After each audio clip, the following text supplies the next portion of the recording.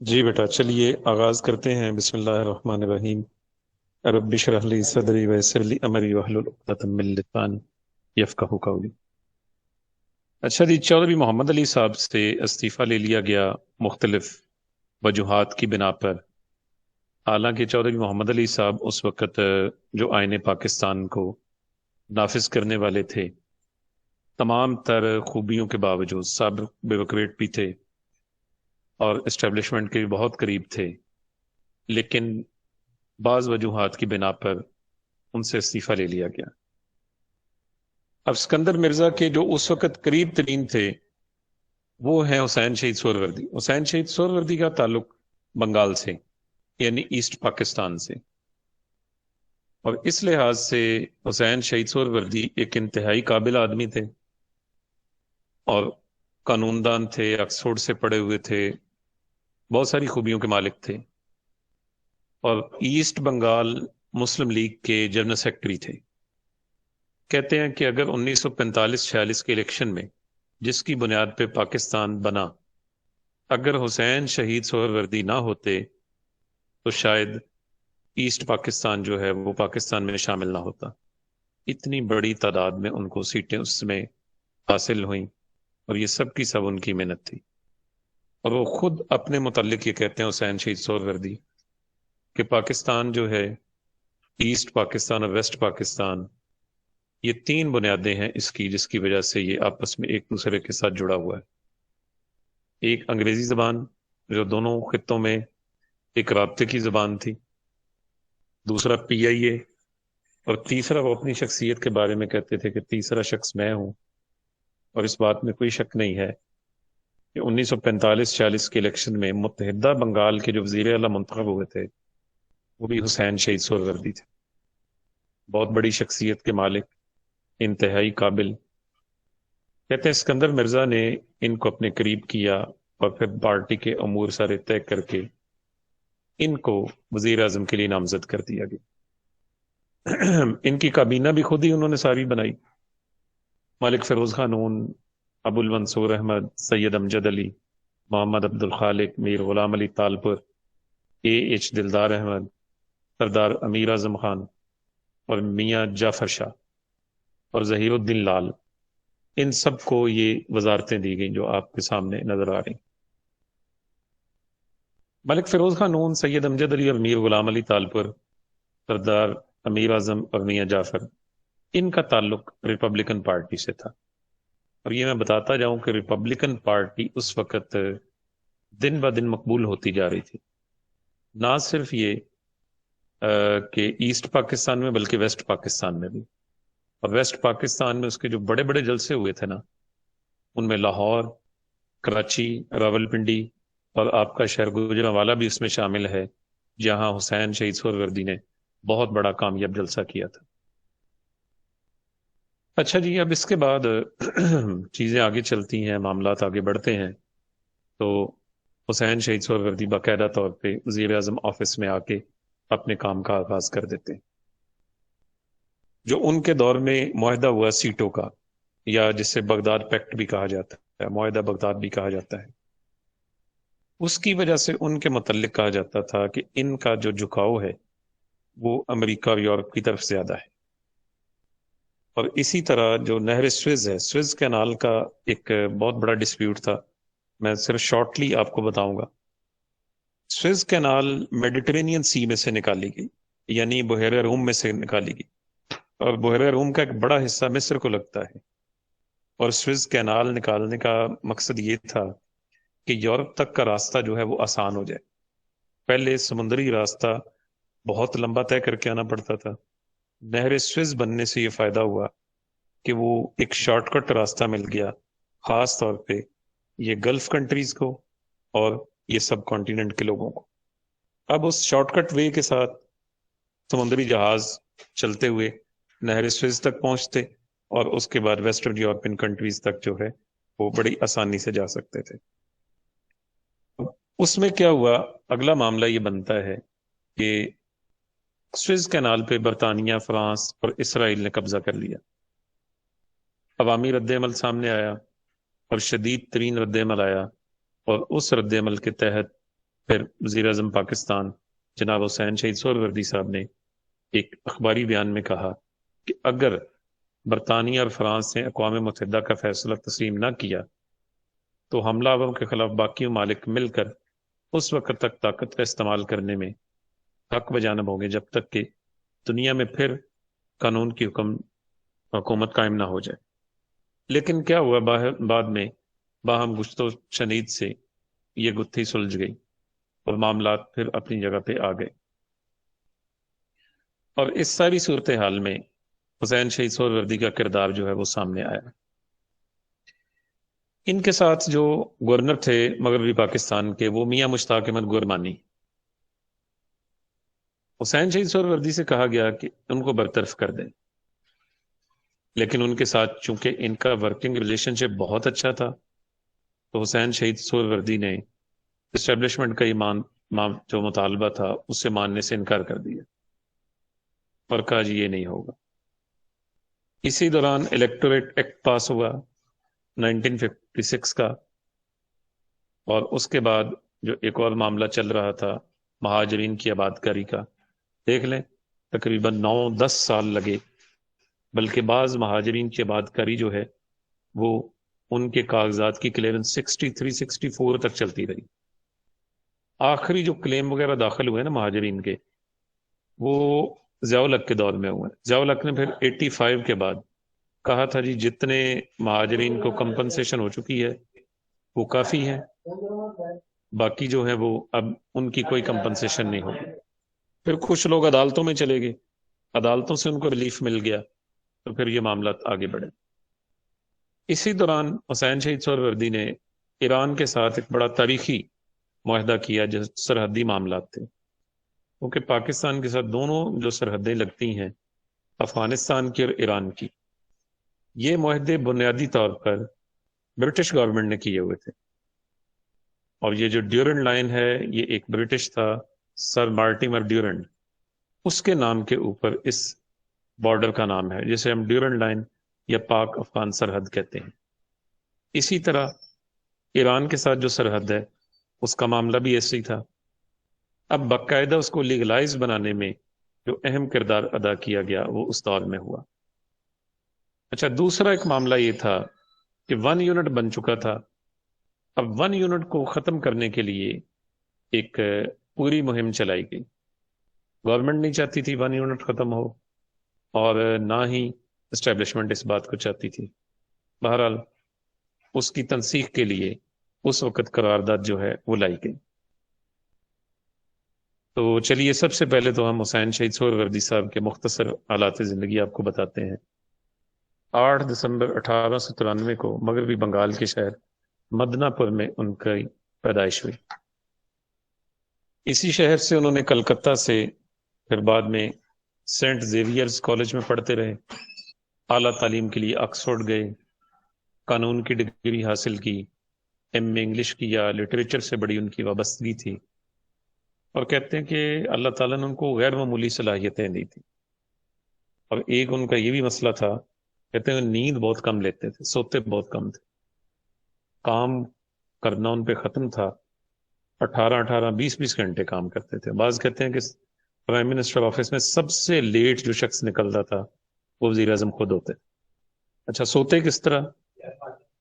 پاکستان کے پہلے 7 وزرائے اعظم ایک کتاب ہے، اس میں جو مصنف ہے وہ لکھتا ہے کہ وہ بندہ آ گیا ملنے کے لیے، اسے کہتے یہ لو یہ کیس پڑھو آپ جو میں نے تیار کیا ہے، اور خود تھوڑی دیر کے لیے سو جاتے، اور جس کا کیس ہوتا وہ دیکھتا کہ وکیل صاحب تو خراٹے مار کے سو رہے ہیں، لیکن 20 منٹ کے بعد 25 منٹ کے بعد اٹھ جاتے اور بالکل حشاش بشاش ہوتے۔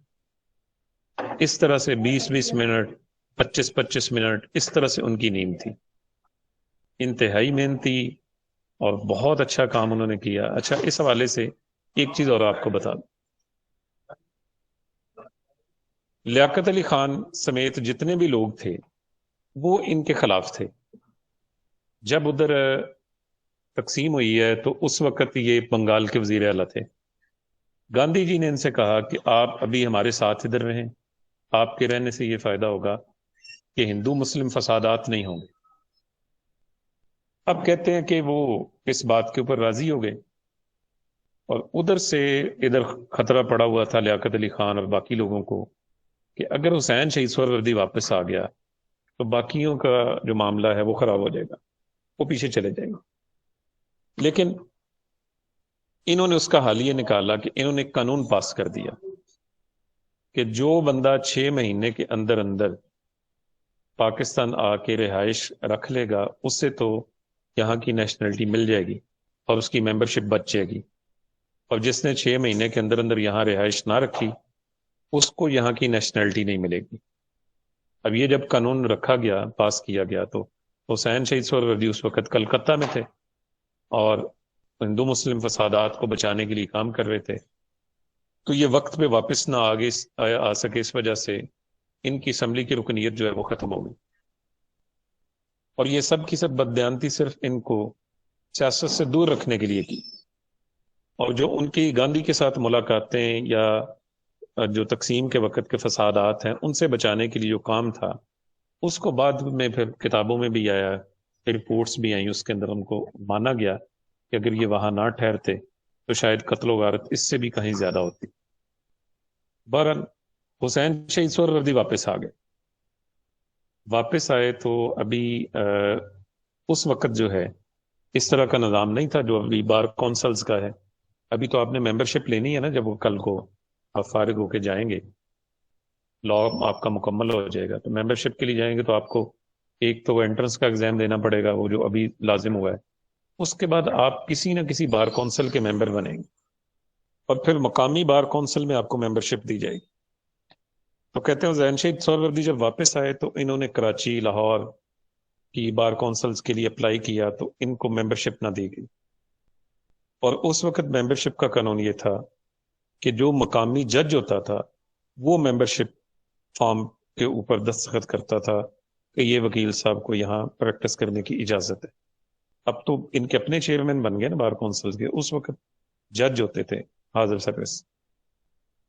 تو سائی وال کی ایک چھوٹی سی بار تھی، اس کے جج صاحب نے کسی قسم کا کوئی پریشر جو تھا اس کو انہوں نے مد نظر نہیں رکھا، اور حسین شہید سہروردی کو انہوں نے ممبرشپ دے دی۔ اور ممبرشپ کا قانون یہ ہے کہ اگر آپ کسی چھوٹی سی بار کے بھی ممبر ہیں، یعنی کسی تحصیل بار کے ممبر ہیں، چلے تحصیل وزیر آباد ہے یا کاموں کی ہے یا ڈسکا ہے، اس کے بھی آپ ممبر ہیں، آپ پورے پاکستان میں کسی بھی مقدمے کے لیے جا کے پیش ہو سکتے ہیں۔ ہاں، ہائی کورٹ، سپریم کورٹ کی ممبرشپ کا قانون بعد میں آیا ہے، اس وقت سینئر جونیئر کا ضرور یہ معاملہ تھا، لیکن وکیل کے لیے عدالت کے لیے پیش ہونا صرف اتنا کافی تھا وہ کسی بار کا ممبر ہو۔ اور اس کے بعد جب انہوں نے آگے بڑھنا شروع کیا ہائی کورٹ میں اور فیڈرل کورٹ میں، یعنی اس وقت چیف کورٹ تھی، ہائی کورٹ تو نہیں تھی، فیڈرل کورٹ میں جب پیش ہوئے تو کہتے ہیں کسی بھی مقدمے میں جب یہ پیش ہوتے اور دلائل دیتے تو پتہ چلتا کہ یار یہ بندہ کتنا علم کا سمندر ہے۔ اب ریوائول ان کا ہونا شروع ہو گیا سیاسی طور پہ۔ محمد علی بوگرا کی کابینہ میں ان کو وزیر قانون کے طور پہ لے لیا گیا، یعنی آپ دیکھیں پھر وہاں سے چلتے چلتے جن کی ممبرشپ اس لیے ختم کی گئی تھی کہ وہ پاکستان کا شہری نہ بن سکے، قانون رکھا گیا جس کے لیے وہ شخص دوبارہ پاکستان میں آیا، زیرو سے زندگی کا آغاز کیا اور ملک کا وزیر اعظم بنا۔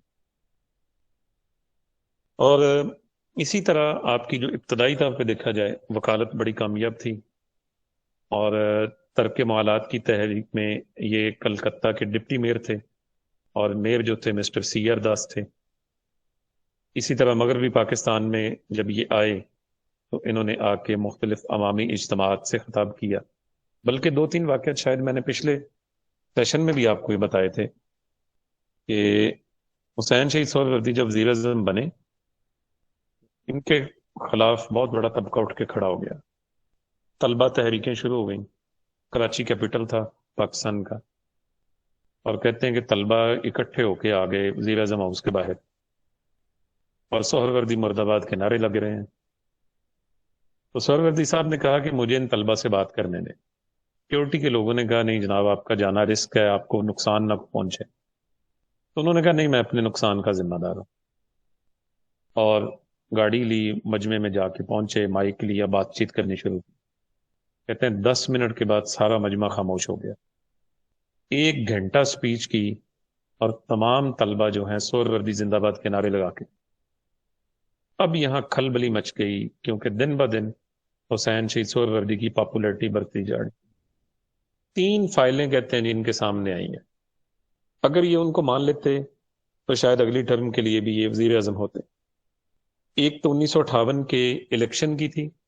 انہوں نے کہا 1958 کا الیکشن ہوگا، اسٹیبلشمنٹ چاہتی تھی اس کو تھوڑا ڈیلے کیا جائے. دوسری فائل تھی ایوب خان کی ایکسٹینشن کی. انہوں نے کہا کہ میں ایوب خان کو ایکسٹینشن دینے کے حق میں نہیں ہوں. اور تیسری تھی صدر اسکندر مرزا یہ چاہتے تھے کہ اگلے ٹرم کے لیے بھی ان کو صدر بنایا جائے. حسین شہید سہروردی اس کے بھی خلاف تھے. وہ کہتے تھے نہیں، عوام سے جو منتخب ہو کے نمائندے آئیں گے اس چیز کا فیصلہ وہ کریں گے کہ انہوں نے آپ کو صدر بنانا ہے یا نہیں بنانا. کہتے ہیں اب جب اس وقت کی ساری اسٹیبلشمنٹ نے دیکھا کہ سہروردی صاحب اگر بیٹھ گئے ان کا مستقبل تاریک ہے. کہتے ہیں وہ جو 3 فائلیں پڑی ہوئی تھی اس کے اوپر تو کوئی کاروائی نہ کر سکے، لیکن اپنا ریزائن لکھ کے وہ اٹھ کے واپس آ گئے. بہرحال یہ ہماری تاریخ کے سیاہ باب ہیں کہ پہلے 8-9 سالوں میں ہمارے 7 وزراء اعظم تبدیل ہوئے اور جن میں سے ایک جو ہے لیاقت علی خان، ان کو شہید کیا گیا.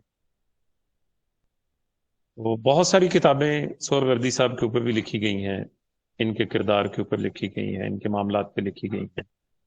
ایک بڑا اچھا بھرپور دور جو ہے سہروردی صاحب نے گزارا. اچھا جی، 1954 میں یہ صوبائی اسمبلی کے ممبر منتخب ہوئے. مولانا عبدالحمید خان باشانی، مولوی اے کے فضل الحق، یہ سب ان کے ساتھ تھے. اچھا، وہی شخصیت کہ جو مسلم لیگ کے سیکرٹری جنرل ہیں اور پورے بنگال سے ساری مسلم نشستیں جیت لیتے ہیں، اب جب ان کے ساتھ زیادتی ہوئی تو انہوں نے اپنا الگ سے متحدہ محاذ بنا لیا. دیکھیں، لیڈ کرنے والی شخصیت کو ایک عادی ہوتی ہے. کہتے ہیں انہوں نے الگ سے اپنا محاذ بنایا اور مولانا باشانی اے کے فضل الحق کو اپنے ساتھ شامل کیا. اب اس کا نتیجہ کیا ہوا کہ مشرقی پاکستان میں مسلم لیگ کو ایک بھی سیٹ نہیں ملی، بری طرح شکست ہوئی. اس کا مطلب یہ ہے کہ واقعی اس آدمی میں اتنا پوٹینشل تھا یا لوگ اس سے اتنا پیار کرتے تھے.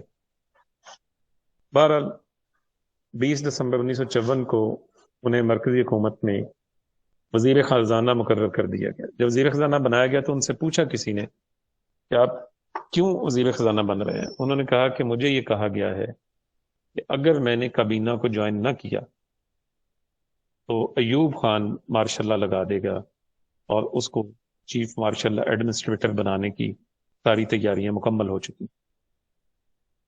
بہرحال وہ اس نے بننا ہی تھا، آخر میں بھی جا کے بن ہی گیا اتنی دیر تک کہ پولیٹیکل موٹیوز کو روکا جا سکتا تھا. 12 ستمبر 1956 کو حزب اختلاف کے لیڈر چنیں گے اور اس کے بعد 12 ستمبر 1956 کو انہوں نے پاکستان کے 5ویں وزیر اعظم کا حلف لیا اور 1957 تک اس عہدے پر وہ فائز رہے. ایبڈو کا جو قانون تھا جس میں کہ جو پولیٹیکل ورکر جو تھے یا پولیٹیکل کلاس جو تھی ان کو اس سے دور رکھنے کی کوشش کی گئی.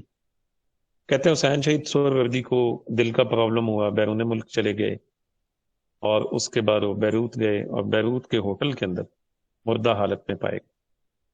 کہتے ہیں ان کی ایک ہی بیٹی تھی، اس کا یہ کہنا تھا کہ میرے فادر کو قتل کیا گیا اور یہ پرسرار موت جو ہے ان کی آج تک معمہ ہے، کوئی پتہ نہیں چل سکا.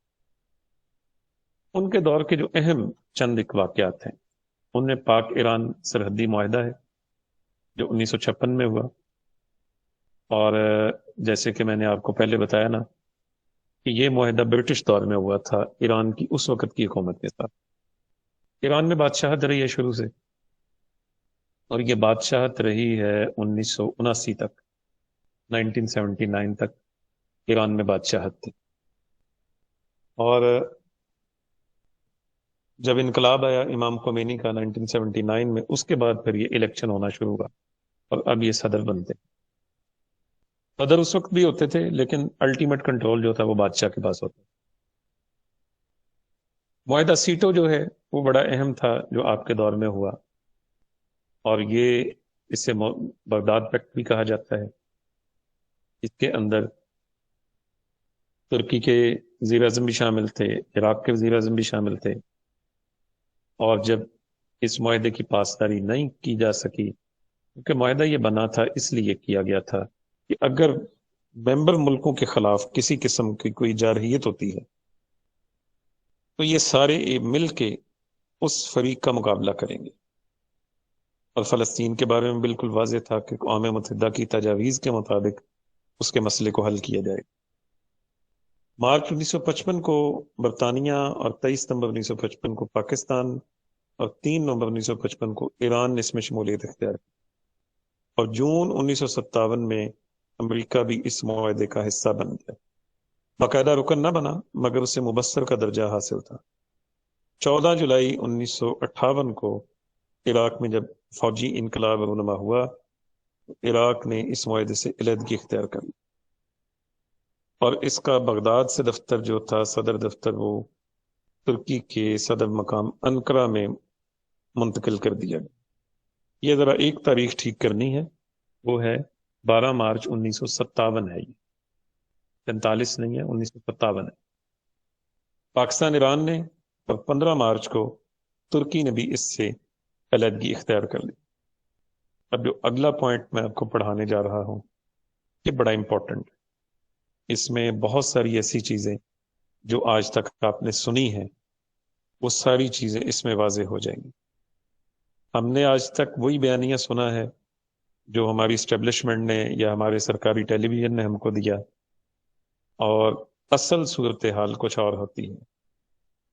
یہ تمام کامپرس جماعتیں، یہ دیکھیں، ان سب نے مل کے ایک اپنا الائنس بنایا، اور اس الائنس کا نام تھا نیشنل عوامی پارٹی۔ نیشنل عوامی پارٹی یا نیپ، NAP، نیشنل عوامی پارٹی۔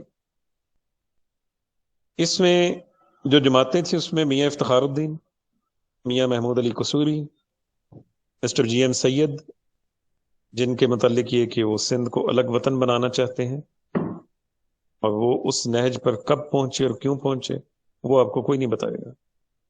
شاہ عبد المجید سندھی، سندھ عوامی محاذ، حیدر بخش جتوئی، اس کی سندھی ہاری کمیٹی، اس کے بعد ورود بھائی، اور پختون آف بلوچستان پارٹی کے عبدالصمد خان اچکزئی، جن کا بیٹا ہے جی محمود خان اچکزئی، اور مسٹر ہاشم خان غلزئی، شہزادہ عبد الکریم آف کلات، میر غوث بخش بزنجو، جس خاندان کے تھے میر حاصل بزنجو، جو سینیٹر تھے جن کا پچھلے دنوں انتقال ہوا، اور خان عبد الغفار خان جو عوامی نیشنل پارٹی کے بانی یا ان کی جماعت کا نام تھا خدائی خدمت گار تنظیم۔ ان تمام لوگوں نے مل کر جو ایک جماعت بنائی، اس کا نام انہوں نے رکھا نیشنل عوامی پارٹی، اور عوام کی حمایت بھی انہیں حاصل تھی۔ اور جب یہ مغربی پاکستان میں اس جماعت کی بنیادیں مستحکم کر رہے تھے تو مشرقی پاکستان کے رہنماؤں میں محمود الحق عثمانی، مولانا عبد الحمید باشانی، اور عوامی لیگ سے اور مسٹر محمود علی سلہٹی۔ سلہٹی سے مراد یہ ہے، سلہٹ ایک ضلع ہے جی بنگال کا، محمود علی کا تعلق سلہٹ سے تھا، اور یہ اتنے محب وطن آدمی تھے محمود علی کہ جب ایسٹ پاکستان الگ ہوا، بنگلہ دیش بنا، اس وقت بنگلہ دیش کی نئی بننے والی حکومت نے مسٹر محمود علی سے رابطہ کیا کہ وہ بنگلہ دیش آ جائے جو ان کا وطن ہے، کیونکہ یہ بھی بنگال سے تھے۔ تو مسٹر محمود علی نے کہا کہ نہیں، میں بنگال نہیں آؤں گا، اور وہ آخر تک اپنے آپ کو پاکستانی کہتے تھے۔ حکومت پاکستان نے ان کو تاحیات وفاقی وزیر کا عہدہ دیا تھا، اعزازی عہدہ تاحیات، مسٹر محمود علی سلہٹی۔ ٹھیک ہے جی۔ اب آپ دیکھیے، اتنا محب وطن آدمی، اور اس نے ایک تحریک بنائی تھی تحریک تکمیل پاکستان، ایسٹ پاکستان اور ویسٹ پاکستان دونوں کو جو ہے ملایا جائے، دونوں کو اکٹھا کیا جائے، ٹھیک ہے جی۔ اور یہ چند سال پہلے ان کا انتقال ہوا ہے، اگر آپ بے شک دیکھنا چاہیں نیٹ کے اوپر ان کے متعلق، مسٹر محمود علی سلہٹی کے متعلق ان کا مکمل طور پہ back ground bio data in کا وہاں موجود ہے۔ اور اسی طرح خان عبد الغفار خان، جی ایم سید، غوث بخش بزنجو، عبد الصمد اچکزئی، عبد الولی خان، ان کے بارے میں یہ باتیں مشہور کر دی گئیں دوبارہ سے کہ یہ تخلیق پاکستان کے خلاف کام کر چکے تھے، یہ اکھنڈ بھارت چاہتے تھے، یہ ساری باتیں۔ دیکھیں بیٹا، جو نظریاتی اختلاف ہوتا ہے نا وہ الگ ہوتا ہے۔ آج بھی آپ دیکھتے ہیں کئی لوگ ایسے ہیں جنہوں کو تاریخ کا کوئی علم نہیں ہے، ان کی ساری معلومات سنی سنائی باتوں پہ بیس کرتی ہیں۔ آپ اے این پی کی بات کرتے ہیں تو وہ اے این پی کو گالیاں یاد دینی شروع کر دیتے ہیں، برا بلا کہنا شروع کر دیتے ہیں۔ آپ عبد الولی خان کی، باچا خان کی بات کریں گے تو کہیں گے غدار ہیں جی، یہ ہے وہ ہے فلان ہے۔ آپ انہیں پوچھیں کہ جناب کس بیس پہ آپ ان کو غدار کہتے ہیں، تو ان کے پاس کوئی بات نہیں۔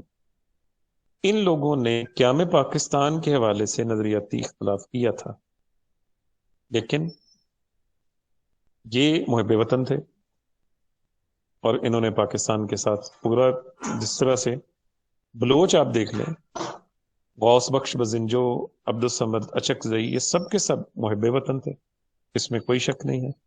عبد الغفار خان نے قائد اعظم سے ملاقات کی، اپنا پروگرام اس کے سامنے رکھا، انہوں نے کہا کہ ٹھیک ہے میں آپ کے ساتھ ہوں۔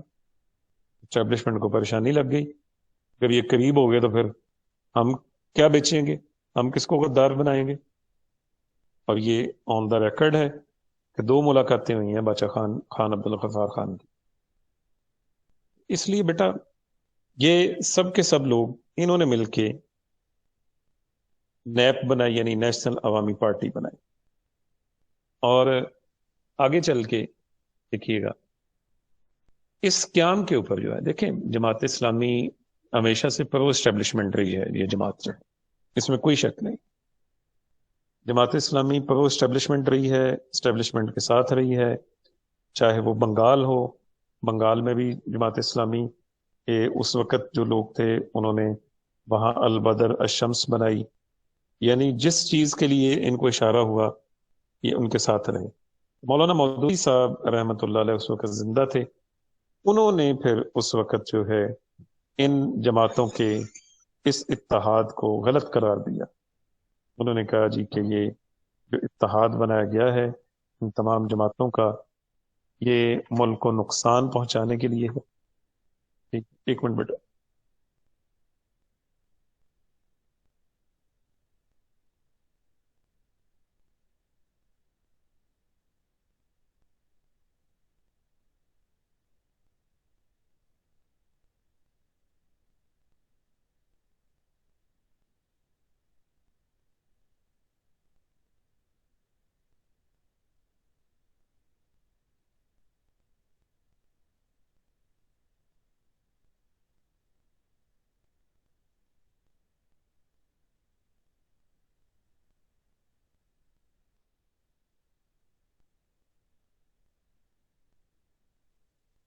جی بیٹا، تو بہرحال جی انہوں نے اس وقت پورا ساتھ دیا، اور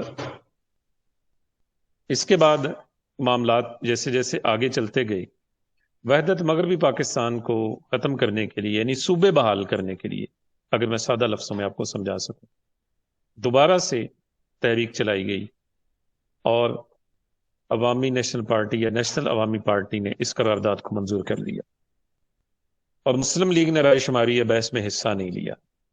اب یہ معاملہ جیسے جیسے آگے چلا ویسے ویسے حکومت کا، اسٹیبلشمنٹ کا جو ہے اور زیادہ ان کے اوپر دباؤ آنے لگ گیا۔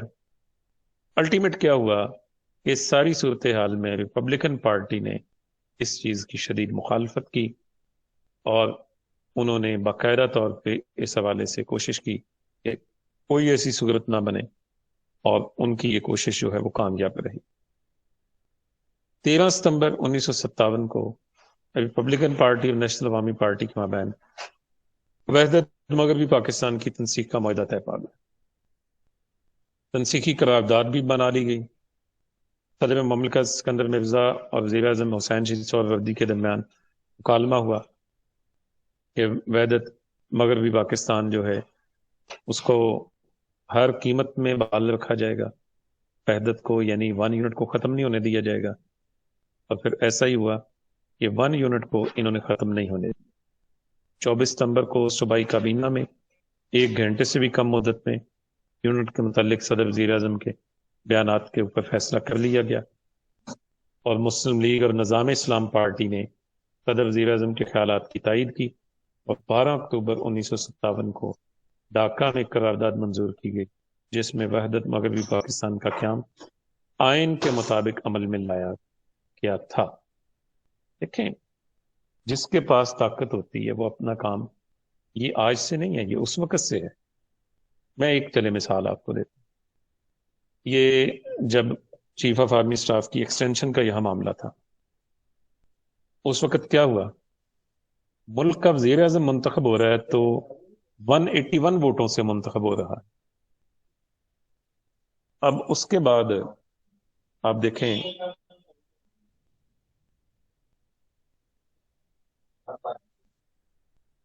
ملک کا وزیر اعظم منتخب ہو رہا ہے 181 ووٹوں سے، اور آرمی چیف کی ایکسٹینشن کے لیے 327 ووٹ دیے جا رہے ہیں، اور سب کے سب جو بڑی جناب عوام کی بالادستی چاہتے ہیں وہ بھی ووٹ دے رہے ہیں۔ اس کا مطلب یہ ہے کہ طاقت جو ہوتی ہے مقتدر حلقوں کے پاس، وہ ہمیشہ سسٹین میں رہتی ہے، اور اس وقت بھی ایسے ہی کیا گیا، اس طاقت کا استعمال کیا گیا، اور مغربی پاکستان کی وحدت جو تھی اس کو انہوں نے کہا جی ہم بحال نہیں ہونے دیں گے، اور نہیں بحال ہونے دیا، صوبے نہیں بحال ہونے دیے، ویسے کہ ویسے ہی رہے۔ عام انتخابات کے انعقاد کے لیے گول میز کانفرنس بلوائی گئی۔ حسین شہید سہروردی نے اس کی جو ہے باقاعدہ صدارت کی، اور باقی پارٹیوں کے اراکین کو اس کے اندر بلوایا، اور اس کے بعد طے پایا کہ عام انتخابات جو ہیں اس ضمن میں کروائے جائیں گے۔ عام انتخابات کے لیے سیاسی جماعتوں کو کہہ دیا گیا تو اپنی اپنی تیاری رکھیں اس اعتبار سے، اور اس کا باقاعدہ جو ہے الیکشن کمیشن کو بھی کہا گیا تو وہ جائزہ لے، اور کہا گیا کہ نومبر 1958 کے پہلے ہفتے میں یہ عام انتخابات ہوں گے۔ حسین شہید سہروردی کی برطرفی، اس کی میں وجوہات آپ کو بتا چکا ہوں۔ گورنر جنرل کو کہا گیا کہ ختم کر دیں جی ان کو، گورنر مغربی پاکستان کو ہٹا دیں ان کو عہدے سے، تو وہ نہیں مانے۔ مشتاق احمد گورنمنٹ کے ساتھ اچھا ان کا پبلک ریلیشن شپ تھا، پھر ایوب خان کی ایکسٹینشن کا معاملہ، اس کے بھی وہ حق میں نہیں تھے۔ یہ 3-4 چیزیں ہیں بنیادی۔ باقی یہ جو کامپرس جن کی میں نے آپ کے ساتھ بات کی ہے، دیکھیں بیٹا بات یہ ہے، جتنے بھی کامپرست ہوئے ہیں، جی ایم سید سمیت اور باچا خان سمیت، یہ سب کے سب جو تھے پہلے، انہوں نے اپنی سیاسی جدوجہد کا آغاز کیا، اور ان کی سیاسی جدوجہد جو ہے وہ 1 صدی سے زائد پہ محیط ہے۔ اور جتنے پاکستان بننے کے بعد یہ جو سیاسی لیڈران سامنے آئے ہیں، تقریباً سارے کے سارے آج تک کے جتنے بھی لوگ، یہ اسٹیبلشمنٹ کے پروردہ تھے۔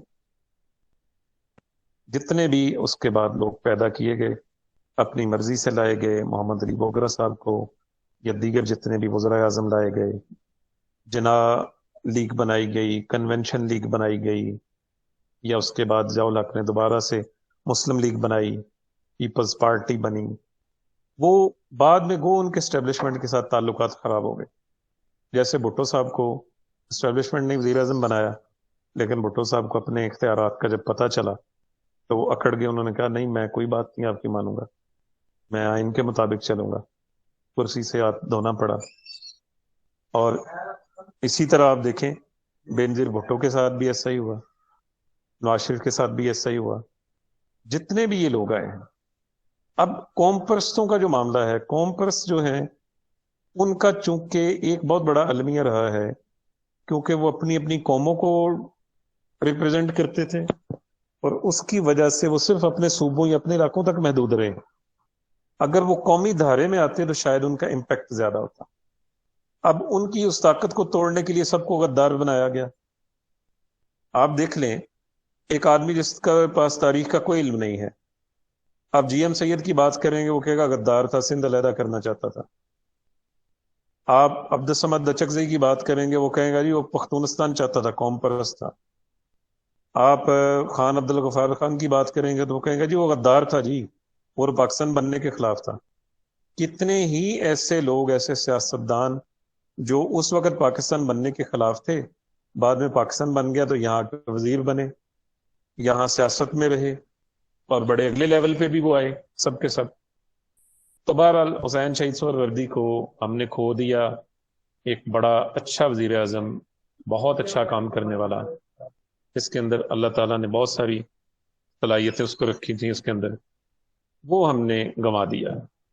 کہتے ہیں کہ ان کے متعلق جو 2-3 کتابیں لکھی گئی ہیں، ایک تو پاکستان کے پہلے 7 وزراء اعظم، پھر قدرت اللہ شہاب نے اپنے شہاب نامے میں بھی 2-3 جگہ ان کے متعلق نوٹ لکھا ہے، اور وہ لکھتے ہیں کہ انتہائی قابل، ذہین اور معاملہ فہم شخصیت کے مالک تھے.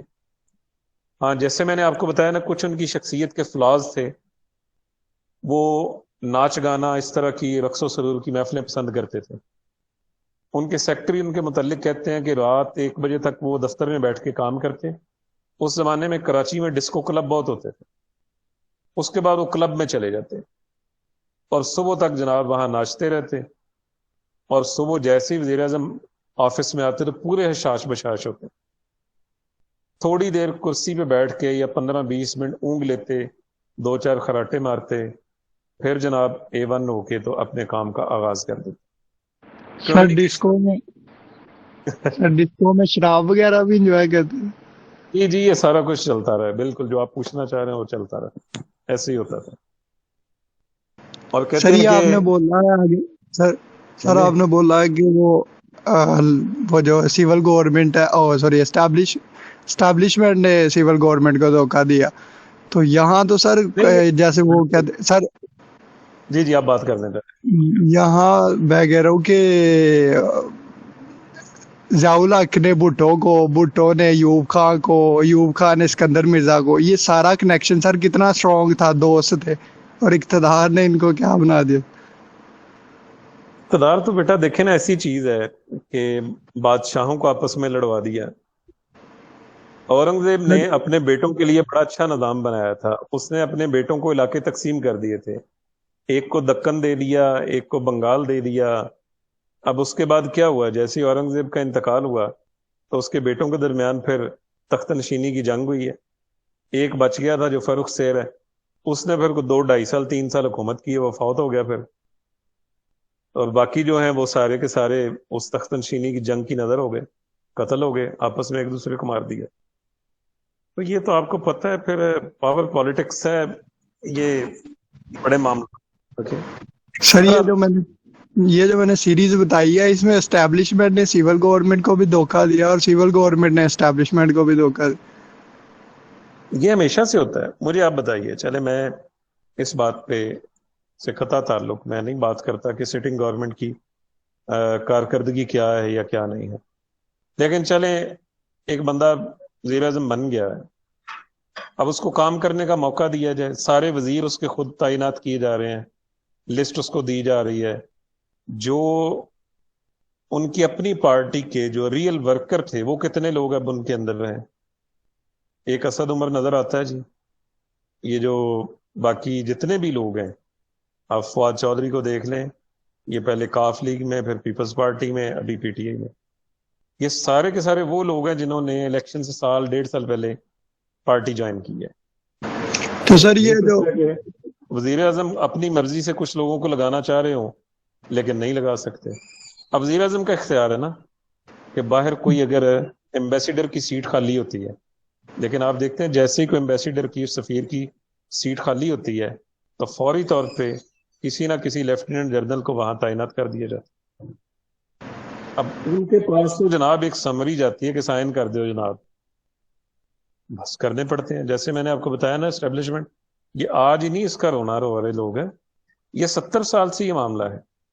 سر پرابلم یہ ہے جی کہ ہر جی جی بندہ بالکل جو اسٹیبلشمنٹ جس کو سپورٹ کرتی ہے یا جو پہلے دعوے کرتا ہے کہ جی میں کٹ پتلی بن کے نہیں گزاروں گا اور میں ایسی گورنمنٹ نہیں تو وہ ان دی اینڈ یہ اس بات پہ ایگری کیوں ہو جاتا ہے؟ ہر ایک بندے کا ضمیر کیا یہ اس چیز کو وہ بہتر سمجھنے لگ جاتا ہے کہ جی اسٹیبلشمنٹ ہی ملک کے مفاد میں ہے؟ میں آپ کو بتاتا ہوں. اب اس میں ہاں فرض کریں چلو جی وہ تھوڑا سا کر لیتے ہیں کہ لو جناب ختم، میں اپنی مرضی کروں گا. اگلے دن ہی کیا ہوگا؟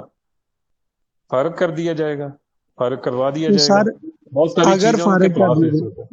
میں آپ کو بتاتا ہوں سر بہت ساری چیزیں ان کے پاس ہیں. فارن فنڈنگ کیس ہے، اور فارن فنڈنگ کیس میں اگر گلٹی کروا دیتے ہیں وہ، تو اس میں ساتھ جماعت بھی فارغ ہو جاتی ہے. ٹھیک ہے، اس لیے کمپرومائز کرنا پڑا. ٹھیک ہے چلو جی. اب پھر ایک لمبی لائن پیچھے ہے. شاہ محمد قریشی سمیت کتنے لوگ لائن میں لگے ہوئے ہیں جو وزیر اعظم کی شیروانی پہن کے وزیر اعظم بننا چاہتے ہیں. اس لیے پھر استاد کے تو مشیر سر کہتے ہیں کہ چلو یار جویں کیویں بھی تھوڑی بہت منو، آرام نال سکون نال حکومت کرو، اللہ اللہ خیر سے. تو سر اس طرح تو یہ جتنے بھی لیڈر ہیں انہوں نے دیکھے نا کمپرومائز کیا. عمران خان نے فورن فنڈنگ، یہ اپنے آپ کو لیڈر کہتا ہے اور ایماندار بھی ہم بھی مانتے ہیں، لیکن سر یہ کیوں انوالو ہو جاتے ہیں اس طرح کی ایکٹیویٹی میں؟ اس کے علاوہ بھی تو کوئی آپشن ہو سکتا ہے. کیا قائد اعظم محمد علی جناح پہ بھی اس طرح کے چارجز تھے کہ وہ بھی انوالو تھے اس طرح کے اپنے ٹارگٹ کو اچیو کرنے کے لیے؟ یہی بات ہے نا نہیں سر بیٹا کہ وہ بات اگر نہیں ہے. کوئی میں آپ کو بتاتا ہوں سر میں بس اس کو مختصراً آپ کو اتنا بتاؤں گا. ہمارے ہاں جب سے ان معاملات کے اندر انٹرپشن شروع ہوئی ہے، حقیقی جمہوریت یا حقیقی سیاسی جماعتیں آگے نہیں آ سکیں. سور وردی صاحب کا میں آپ کو بتا رہا ہوں کہ حقیقی سیاسی لیڈر ہے جس کی ممبرشپ ختم کرنے کے لیے پاکستان میں قانون بنا دیا گیا کہ 6 مہینے کے اندر اندر آ کے آباد ہو جاؤ ورنہ تم گئے، اور وہ نہیں آ سکے، ان کی ختم ہو گئی. وہ وکالت نہ شروع کر سکے، لاہور، پنڈی اور کراچی میں اس کو ممبرشپ نہیں دی. وہ سائی والے ایک جج نے اس کو ممبرشپ دے دی، چھوٹی سی اس وقت بار تھی سائی وال. پھر ہر جگہ پہ اس کے خلاف جو ہے وہ کام کیا گیا، اور وہ اتنا مقبول ترین آدمی جس کے اندر بات چیت کرنے کی سکل، جس کے اندر بہت ساری صلاحیتیں تھیں، قانون دان تھا، مختلف عہدوں پہ رہا، بنگال کا وزیر اعلیٰ رہا، لیکن اس کو کام نہیں کرنے دیا گیا. اور صرف اس کو اس لیے بنایا گیا تھا کیونکہ اس کا تعلق بنگال سے ہے، اور بنگال کی آبادی اس وقت پورے پاکستان کی کل آبادی کا 55% تھی. یعنی ایسٹ پاکستان کی آبادی ویسٹ پاکستان سے زیادہ تھی. آج تو بھی سر آپ دیکھ لیں ملک کے وسیع تر مفاد میں کئی وزیر اعظم بننے کے لیے تیار ہیں. کسی کو کہہ دیا جانا کہ جناب آپ آ جائیں. آپ کسی سیاسی جماعت میں جس کوئی ایک بندہ بتائیں جو اچھا ہو.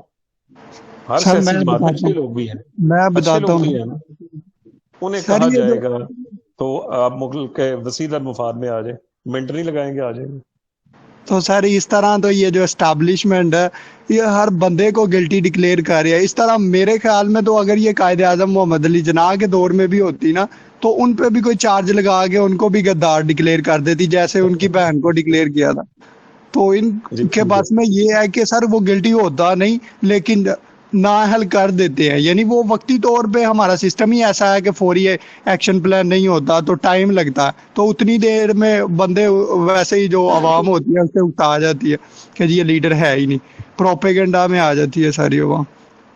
جی بالکل صحیح. آپ دیکھیں انڈیا میں ایک جو ہمیں ان کی تعریف کرنی پڑے گی، مودی ابھی دوسری دفعہ وزیر اعظم بنا ہے، اور اس وقت اس کے اشاریے یہ بتا رہے ہیں کہ اس کی پاپولیرٹی جو ہے کبھی بھی اتنی نیچے نہیں گئی جتنی اس دفعہ گئی ہے. یعنی ورس قسم کی صورتحال ہے. کسانوں کا کتنا بڑا احتجاج ہوا، پورے دلی انہوں نے بند کر دی، اور کئی مہینے تک ان کا احتجاج رہا. مودی کے پتلے بنا کے جلائے گئے، ٹریکٹر ٹرالیاں لے کے کسان بیٹھے رہے سڑکوں کے اوپر. اس نے کہا بھائی ڈیموکریسی ہے، جمہوریت ہے، جنتا کی مرضی ہے، ٹھیک ہے. آخر کیا ہوا؟ تھک کر کے سارے گھروں کو چلے گئے. اس موقع کو کانگریس اگر کیش کرنا چاہتی کر سکتی تھی، لیکن وہاں کی سیاسی جماعتیں میچور ہیں. انہوں نے کہا جی جنتا نے اس کو چنا ہے، اس کے 5 سال ہیں، الیکشن آئے گا تو دیکھیں گے. آپ پاکستان میں کوئی ایک مثال دے دیں ایسی. تو سیاسی پھر ملکوں نے جی وہی نا ہمارے ہاں دیکھیں، ایک تو جینون لیڈرشپ نہیں اوپر آ سکی، دوسرا کبھی بھی کسی بھی سیاسی حکومت کو فری ہینڈ کام کرنے کا موقع نہیں ملا. جن کو کچھ تھوڑا بہت موقع ملا ہے آپ دیکھیں ملک میں پھر انہوں نے کام کیا. بھٹو سر صاحب کو تھوڑا جنرل سا موقع ملا، بھٹو صاحب نے کتنے پروجیکٹ لگا دیے، ایٹمی تو پروگرام لگائے، لینڈ ریفارمز کر دی. مودی بھی جو ہے وہ وہاں کا تیار ہے کہ فورسلی بنوائی ہے. سر سے کروا لیں. ہاں جی سر سائن کر لیں. سر یہ جو جی آپ نے بیٹا کیا کہا جنرل آپ نے؟ جی بیٹا بولیں. سر یہ جو آپ نے جنرل لیڈرشپ کے بارے میں بتا رہے، ابھی آپ اگزامپل بتا رہے ہیں حسین شہید سہروردی، اور اس کے بعد بھی سر بہت زیادہ لیڈر آئے ہیں، لیکن وہ میرے خیال سے تو یہ پولیٹیکل انقلاب، یہ اس طرح نظام تو نہیں چاہیے. یہ نظام یعنی ریولوشن آئے گی، یعنی بلڈ ریولوشن، وہ بھی جیسے ترکی میں بندوں کو یہ سر یہ ریولوشن میرے خیال سے یہ پھر کوئی چھوٹا کام تو نہیں ہے پاکستان میں اسٹیبلشمنٹ کے خلاف کرا ہونا، کہ ایون ہر بندہ ٹھیک بھی ہوتا ہے، اپنے میں آپ کو ایمانداری سے انٹرپٹ کام کر بھی رہا کر رہا ہوں ہے. فرحان، میں آپ کو انٹرپٹ کروں بیٹا. پاکستان میں ایسا کوئی ریولوشن نہیں آئے گا، میں آپ کو بتا دوں. دنیا میں جہاں جہاں ریولوشن آیا میں آپ کو بتاتا ہوں. رشیا میں آیا ہے، چائنا میں آیا ہے، ایران میں آیا ہے، اور فرانس میں آیا ہے. ٹھیک ہے جی. اور آپ دیکھ لیں جہاں جہاں بھی آیا ہے یہ ریولوشن. سر لیکن ان آ کے سکتے ہیں اگر میں ایک منٹ میری بات تو سن لیں، مجھے بات مکمل کرنا. ان میں بنیادی چیز ایک ہے. ایرانی قوم، فرینچ، جرمن جو انہوں نے دیوار برلن توڑی تھی وہ بھی ایک انقلاب تھا، چائنیز، رشین، ان تمام قوموں میں وہ قدریں مشترک ہیں. یہ ایک قوم ہے، ایک زبان ہے، ایک کلچر ہے، اور اوور ویلمنگ میجورٹی ایک مذہب سے ہے. آپ ایک مذہب سے اوور ویلمنگ میجورٹی آپ کی ہے، لیکن آپ کا ایک کلچر نہیں ہے، آپ کی ایک زبان نہیں ہے، آپ سر کی ایک روایات نہیں ہے. سر ایک کاز یہ ہو بہت سکتا بڑا ہے. فلو ہے. مقاز ہو سکتا ہے، لیکن اس میں کیا ہوگا، آگے جو لیڈر آئے گا کمپرسی کی نظر ہو جائے گا. وہ پنجابی لیکن سر وہ ڈکلیئر کر دیا لیڈر جائے گا، سندھی ڈکلیئر کر دیا جائے گا. اب بنگالی کیوں کامیاب ہوئے؟ اگر بنگلہ دیش جو بنا، اگر ایسٹ پاکستان کے بھی فیچرز اسی طرح کے ہوتے نا، کہ 3-4 سیکٹ وہاں پر یا 3-4 ایتھنک گروپ ہوتے وہاں، یعنی پنجابی، سندھی، بلوچ، پٹھان ہوتے، کبھی بھی ایسٹ پاکستان نہ بنتا. اس میں ایک گروپ ساتھ دیتا، دوسرا کہتا میں نہیں ساتھ دیتا جی، تیسرا کہتا جی میں نہیں دیتا جی. جس کو مرضی اسٹیبلشمنٹ گیم کر کے اپنے ساتھ ملا لیتے. وہ اس لیے کامیاب ہوئے بنگالی کہ وہ ایک قوم، ایک زبان، ایک کلچر، ایک روایات کے لوگ تھے، ایک مذہب کے لوگ تھے. کامیاب ہو گئے. دیکھ لیں آپ، پوری قوم اکٹھی ہو گئی. سر یہ جو پاکستان میں جتنی بھی پارٹیز ہیں، تو یہ آپ دیکھیں نا، یہ کتنا بڑا ایک مسئلہ ہے. اور یہ مسئلہ اگر اس کو آپ بادی النظر میں دیکھیں نا دوسری طرف، تو یہ آپ کے فیور میں ہے. کہ آج تک یہ جو اتنے مسائل ہمارے یہاں بنے ہیں، کوئی نہ کوئی خدمت کے لیے ہمیشہ اپنے آپ کو پیش کر دیتا ہے. یا پنجابی آگے آ جائیں گے، ہندی آگے آ جائیں گے، پٹھان آ جائیں گے. بلوچوں کو تو بیچاروں کو ان کی تعداد ہی بڑی کم ہے، موقع بڑا کم ملا ہے. بلوچستان ہسٹری میں ایک ہی وزیر اعظم ان کا آیا ہے، میر ظفر اللہ خان جمالی. اس کو بھی اسٹیبلشمنٹ نے 2 سال پورے نہیں کرنے دیے. میرا خیال 22 مہینے یا 23 مہینے اس کو ہوئے تھے. تو اس کو ہٹا کے تو پہلے چودھری شجاعت خان آ گیا 2 مہینے کے لیے، پھر شوکت عزیز آ گیا. چلیں ٹھیک ہے بیٹا، تو انشاءاللہ اس پہ گفتگو ہوگی آپ سے. تو اللہ تعالیٰ آپ کا حامی و ناصر ہو.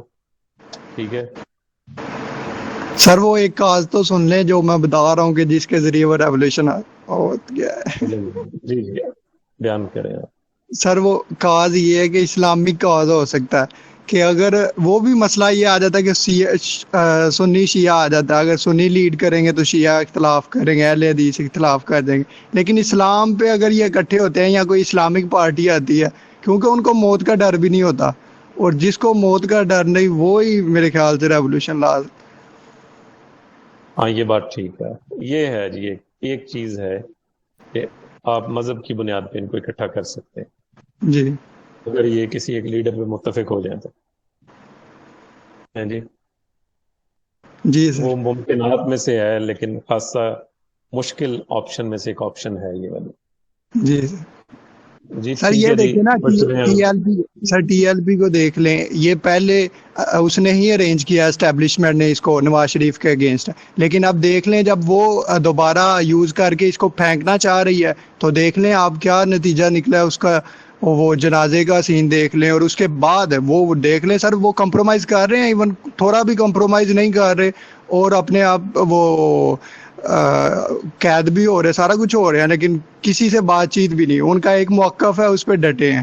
تو اس طرح کی کوئی ریولیوشن ہی چینج کر سکتی ہے. ہاں یہ وہ دیکھیں اگر وہ اس کے اوپر قائم رہتے ہیں تو پھر آگے ان کو پذیرائی مزید مل سکتی ہے. اچھا جی ایک ڈیفینیٹلی. سوال ایک پوچھا گیا ہے یہ نوجوان نے کہ مودی پہ مووی بن رہی ہے. بیٹے تقریباً ہندوستان کے تمام جتنے لیڈنگ بڑے بڑے رہنما ہوئے ہیں، وزراء اعظم ہوئے، ان کے اوپر موویز بنی ہیں. اندرا گاندھی پہ بھی موجود ہے اور گاندھی پہ 3-4 موویاں ہیں. موہن داس کرم چند گاندھی کے اوپر 3-4 موویاں بن چکی ہیں. اور بال ٹھاکرے پہ مووی بنی ہے، اس میں وہ مشہور مسلمان اداکار ہے صدیقی، کیا نام ہے جی اس کا پورا؟ نواز الدین. نواز الدین صدیقی نے بال ٹھاکرے کا کردار ادا کیا اس کے اندر جو ہے. اور سردار ولبھ بھائی پٹیل اور کافی وزراء اعظم کے اوپر ان کی موویز بن چکی ہیں. اور عبد الکلام آزاد پہ بھی وہ مووی بنا رہے ہیں.